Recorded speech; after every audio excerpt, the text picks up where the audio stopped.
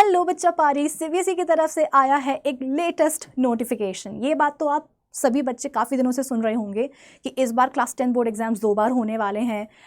Board exams आपके 2 phase में होंगे, फेज़ 1 एंड फेज़ 2। तो मुझे पता है कि इन एग्ज़ाम्स को लेकर के आप सभी बच्चों के दिमाग में बहुत सारे सवाल चल रहे होंगे, बहुत सारी कन्फ्यूजन होगी। तो कहीं ना कहीं बेटा ये चीज़ ना सीबीएसई को भी रियलाइज़ हो गई।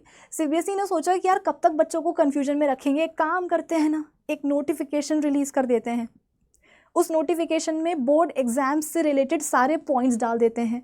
बच्चा उस नोटिफिकेशन को पढ़ेगा, सारे पॉइंट्स समझेगा और बोर्ड एग्जाम्स से रिलेटेड जो भी सवाल उसके दिमाग में चल रहे होंगे उन सवालों के जवाब बच्चे को मिल जाएंगे।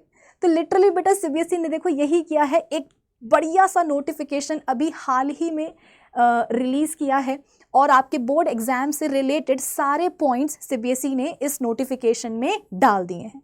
अब आपको इस नोटिफिकेशन को पढ़ना है, पॉइंट्स को समझना है और अपनी कन्फ्यूजन को दूर करना है। इस नोटिफिकेशन को अगर आप खुद से पढ़ने जाओगे तो हो सकता है कि कुछ पॉइंट्स आपको समझ में ना आए, कन्फ्यूजन और बढ़ जाए। तो इसीलिए इस नोटिफिकेशन के सारे इंपॉर्टेंट जो पॉइंट्स हैं वो मैं आपको एक्सप्लेन कर देती हूँ, रीड कर देती हूँ आपके सामने और बेसिकली मैं इस नोटिफिकेशन को आपके लिए थोड़ा सा सिंप्लीफाई कर देती हूँ। ठीक है, चलो फिर स्टार्ट करते हैं। लेकिन हाँ, उसके पहले जल्दी से वीडियो को लाइक कर दो, अपने बाकी सारे फ्रेंड्स में शेयर भी कर दो, क्योंकि जितने कंफ्यूज्ड तुम हो तुम्हारे दूसरे दोस्त भी उतने ही कंफ्यूज्ड हैं। तो उनकी कंफ्यूजन को दूर करने के लिए उन तक ये वीडियो पहुंचा दो और हाँ, चैनल को इसी खुशी में सब्सक्राइब भी कर देना। ओके, तो बेटा मोटा मोटा अभी तो तुम ये समझ लो कि ये बात बिल्कुल सच है कि इस बार तुम्हारे जो क्लास 10 बोर्ड एग्जाम्स हैं वो होने वाले हैं 2 फेज़ में, फेज़ 1 एंड फेज़ 2। फेज़ 1 सभी बच्चों को देना होगा, सभी बच्चों के लिए कंपलसरी है, ऑप्शनल नहीं है। सब बच्चों को फेज़ 1 के एग्ज़ाम देने होंगे। एग्ज़ाम होंगे कब? जिस टाइम पर हर साल बोर्ड एग्ज़ाम शुरू होते हैं 10th के, उसी टाइम पर, यानी कि फरवरी के महीने में। तो मोटा मोटा मान के चलो कि 15 फेब से 15 फरवरी से जो है फेज़ 1 के जो एग्ज़ाम्स हैं वो शुरू हो जाएंगे, जो सबको देना होगा। ठीक है, अब हुआ ये कि जब रिज़ल्ट आ जाएगा तुम्हारा अप्रैल मंथ तक। ठीक है, अब जब रिज़ल्ट आया तो कुछ बच्चे ऐसे होंगे जिनको लगेगा कि अरे यार नंबर तो कम बने हैं, मैथ्स में हमने मेहनत तो ज़्यादा करी थी लेकिन नंबर कम बने, साइंस में भी काफ़ी कम नंबर आए हैं, यानी कि ओवरऑल जो परसेंटेज है उससे बच्चे खुश नहीं हैं। तो सिर्फ वो वाले बच्चे क्या करेंगे, जा करके फेज़ 2 का जो एग्ज़ाम्स हैं उसमें बैठेंगे। यानी कि फेज़ 1 सबको देना है और फेज़ 2 के एग्ज़ाम्स सिर्फ वो बच्चे देंगे जो अपने रिजल्ट से सेटिस्फाइड नहीं होंगे। इतना तुम्हें समझ में आ गया मोटा मोटा? चलो अब अपन आगे बढ़ते हैं, नोटिफिकेशन पे आते हैं। नीचे आ जाओ, यहाँ से पढ़ना अपन शुरू करते हैं। Scheme of 2 board examinations, general conditions. It is mandatory for all the students to appear in the first board examination. जैसा कि तुमको मैंने बोला कि जो पहला फेज़ है वो सबको देना है, कंपल्सरी है देना। ठीक है, all passed and eligible students will be allowed to improve their performance in any of the 3 subjects out of science, maths, social science and languages. Phase 1 का एग्जाम हुआ, ठीक है, रिजल्ट आ गया। रिजल्ट में तुम पास भी हो रहे हो, ऐसा नहीं कि फेल हो गए हो, कंपार्टमेंट लग गई, नहीं, तुम पास भी हो रहे हो, लेकिन तुम खुद ही खुश नहीं हो कि मैथ्स में तो केवल 70 नंबर आए हैं, साइंस में केवल 75 नंबर आए हैं। जो ओवरऑल परसेंटेज है, तुमने एक्सपेक्ट किया था कि 95 तो आ ही जाएगा, पर वो 95 नहीं बन रहा है, वो कहीं 80s में बन रहा है, 70s में बन रहा है। तो तुम खुद ही खुश नहीं हो, तो तुम क्या करोगे? सेकेंड फेज का एग्जाम दे सकते हो। If a student has not appeared in 3 or more subjects in the first examination, then he or she will not be allowed to appear in the second examination. Such students will be placed in the essential repeat category and can take the examination only next year in the main examinations in the month of February next year. जैसे कि मान लो कि एक student है, class 10th की ही है, लेकिन exam के टाइम पर क्या हुआ, कुछ घर में उसके ऐसी प्रॉब्लम आ गई, हो सकता है कि उसकी तबीयत ख़राब हो गई, उसका एक्सीडेंट हो गया, जिसके चक्कर में क्या हुआ, वो 3 सब्जेक्ट के पेपर नहीं दे पाई। मिनिमम 3 सब्जेक्ट के पेपर उसके मिस हो गए। क्लास 10 में तुम्हारे 6 सब्जेक्ट्स होते हैं, तो 6 में से वो 3 सब्जेक्ट्स के पेपर नहीं दे पाई, या हो सकता है कि 4 के पेपर नहीं दे पाई। तो उस बच्ची को क्या करना पड़ेगा, अगले साल एक बार फिर से उसको बोर्ड एग्जाम्स देने होंगे। यानी कि वो जो बच्ची है वो सेकेंड फेज के एग्जामिनेशन के लिए एलिजिबल नहीं है। उसको रिपीट करना पड़ेगा। देखो साफ लिखा हुआ है कि if a student has not appeared in 3 और मोर सब्जेक्ट, कि 3 या 3 से ज़्यादा सब्जेक्ट्स के बच्चे ने पेपर ही नहीं दिए हैं, रीज़न कुछ भी हो सकता हो कि घर में कोई दिक्कत है, तबीयत खराब है, कुछ भी हुआ हो, लेकिन उसने पेपर नहीं दिए हैं, तो सेकेंड एग्जामिनेशन के लिए यानी कि सेकेंड फेज के लिए वो एलिजिबल नहीं होगा वो बच्चा। सच students will be placed in the essential repeat, कि उसको रिपीट करना ही पड़ेगा। कब? तो अगले साल जब उसके जूनियर्स दे रहे होंगे क्लास 10th के बोर्ड एग्जाम्स, तो उनके साथ उस बच्चे को भी देना पड़ेगा। सीबीएसई ने बोला है भैया, for students whose result in the first examination is compartment, such students will be allowed to appear in second examination under compartment category. कि मान लो कि पहले फर्स्ट फेज में जो एग्ज़ाम हुआ, ठीक है, उसका रिजल्ट आया, रिजल्ट में कंपार्टमेंट लग गई, मैथ्स में हो गया, साइंस में हो गया, तो ऐसे बच्चे फेज 2 के एग्जाम्स दे सकते हैं, वो एलिजिबल हैं कंपार्टमेंट कैटेगरी के अंदर। Additional subjects will not be permitted after passing class 10th, students will not be allowed in stand alone subjects. 6 subjects होते हैं आपके क्लास 10th में, 5 आपके मेन सब्जेक्ट हो गए, 1 आपका एडिशनल सब्जेक्ट हो गया, ठीक है। अब सीबीएसई ये बोल रहा है कि भाई अगर तुम उन 5 सब्जेक्ट्स में पास हो गए हो, वैसे भी क्लास 10 में बेटा बेस्ट 5 का चलता है सिस्टम, ठीक है, तो सीबीएसई ये बोल रहा है कि तुम्हारे 6 सब्जेक्ट्स हैं, 1 तुम्हारा एडिशनल सब्जेक्ट है, 5 तुम्हारे मेन सब्जेक्ट हो गए, तो अगर उन 5 सब्जेक्ट्स में तुम पास हो गए हो, मतलब तुम पास ही हो गए हो, तुमने क्लास 10th पास ही कर ली है, फिर भी तुम चाह रहे हो कि यार एडिशनल सब्जेक्ट का जो है ना मैं फेज 2 का एग्जाम दे दूं, तो सीबीएसई बोलेगा नहीं, रहने दो, मत करो, क्योंकि वो तो वैसे भी कैसा है, एडिशनल सब्जेक्ट है। जो तुम्हारे 5 मेन सब्जेक्ट्स हैं उसमें तो तुम पास ही हो गए ना, मतलब तुमने तो क्लास 10th पास कर ही ली है वैसे, तो अब तुम एडिशनल सब्जेक्ट का बेटा फेज 2 का जो एग्जाम है उसमें तुम नहीं दे सकते उसको। Scheme for special category, sports students will be allowed to appear in second examination in the subjects whose examinations have coincides with their sports event. जो बच्चे स्पोर्ट्स वगैरह में रहते हैं, तो मान लो कि 2 मार्च को उनका मैथ्स का पेपर है और 2 मार्च को ही जो है उनका मैच भी है, 2 मार्च को मैच है और मैथ्स का पेपर है, तो फिर वो बच्चा क्या करेगा, मैच खेलेगा और मैथ्स का पेपर नहीं देगा, तो ऐसे तो मतलब गड़बड़ हो जाएगी। तो सीबीएसई बोलता है टेंशन की बात नहीं है, ऐसा बच्चा क्या करेगा, फेज 2 के जब एग्जाम्स होंगे ना तब दे देगा मैथ्स का पेपर, क्या बड़ी बात हो गई। विंटर बाउंड स्कूल्स जो होते हैं, मतलब कि जो हिली एरियाज़ पे, माउंटेनियस रीजन पे जो स्कूल वगैरह होते हैं, जहाँ पर ठंड बहुत पड़ती है, एकदम बर्फ़बारी हो जाती है, उनके जो विंटर ब्रेक्स होते हैं वो काफ़ी लंबे होते हैं, है ना, तो ऐसे स्कूल्स को अपन विंटर बाउंड स्कूल्स बोलते हैं। तो वो वाले स्कूल के जो बच्चे होंगे may choose to appear either in first examination और second examination in offered subjects. भाई मौसम के हालात को देख करके चूज कर लेना कि पहले वाले फेज़ के एग्ज़ाम देने हैं या सेकेंड वाले फेज़ के, ठीक है।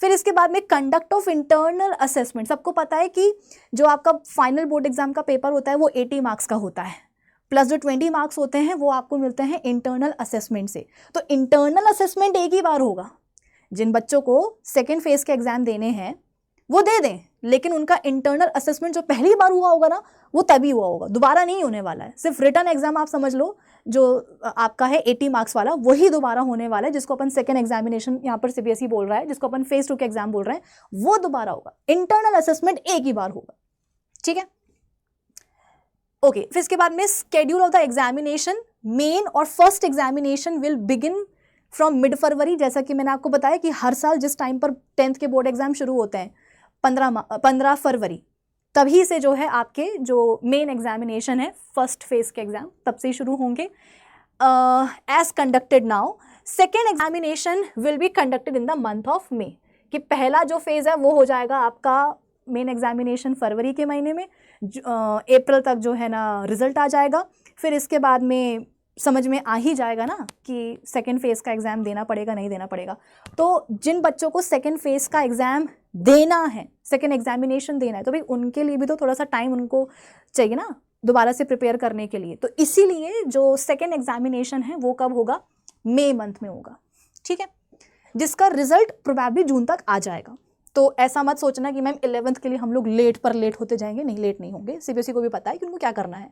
फिर eligibility for appearing in the examination, first examination will be the main examination, पहले फेज वाला, ठीक है। The eligibility to appear in the first examination will be fresh students, जो जैसे कि अभी आप लोग फ्रेश स्टूडेंट्स ही हो क्लास 10th के, आप दे सकते हो फर्स्ट एग्जामिनेशन, ठीक है।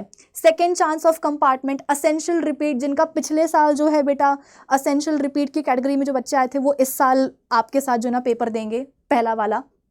Improvement examination, then the eligibility to appear in the second examination, second phase वाला, ठीक है। Improvement category up to 3 main subjects, first या third chance compartment plus improvement, ये सब चीज़ें होगी। सिलेबस और स्कीम की अगर हम बात करें तो बेटा सिलेबस वही रहेगा, जो फर्स्ट एग्जामिनेशन का सिलेबस होगा वही सिलेबस पूरा का पूरा आपके सेकेंड एग्जामिनेशन में आएगा, यानी कि सेकेंड फेज के एग्जाम में आएगा।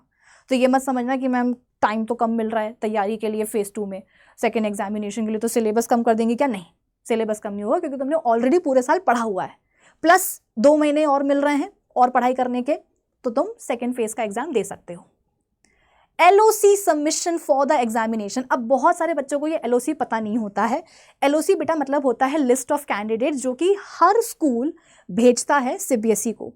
उस लिस्ट में बच्चों का नाम लिखा जाता है, उनकी सारी डिटेल्स लिखी जाती हैं, ठीक है। मतलब क्लास 10th के जितने भी बच्चे हैं ना एक स्कूल में, तो सारे बच्चों की लिस्ट बनाई जाती है, उनका नाम लिखा जाता है, उनकी सारी इन्फॉर्मेशन लिखी जाती है, और वो पूरी इन्फॉर्मेशन भेजी जाती है CBSE को। तो CBSE उसी के अकॉर्डिंग फिर क्या करते हैं, आपके एडमिट कार्ड जो है ना इशू कर करके भेजते हैं।